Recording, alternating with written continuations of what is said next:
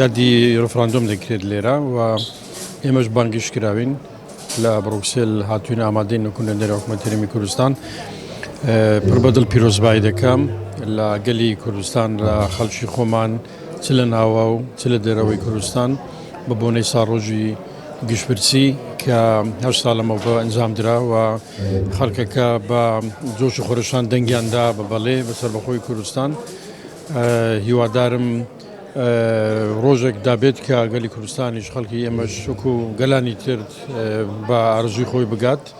و ئەو دەنگی کە داویتی شوێنی خۆی بگرێت هەروەها لەو بڕوادام کە ئێستا تێگەیشتنێکی باشتری هەیە بۆ ئەو داخوازی گەلی ئێمە لە ئاستی نێودەوڵەتی و هەروەها پێداویستێکیشە بەتایبەتی لە دوای ئەو گۆڕانکانی کە لە ناوچەکە ڕووی داوە و لە دوای ئەوەی کە ناوچەکە بە هەڵومەرجی تایبەتیدا تێپەردەچێت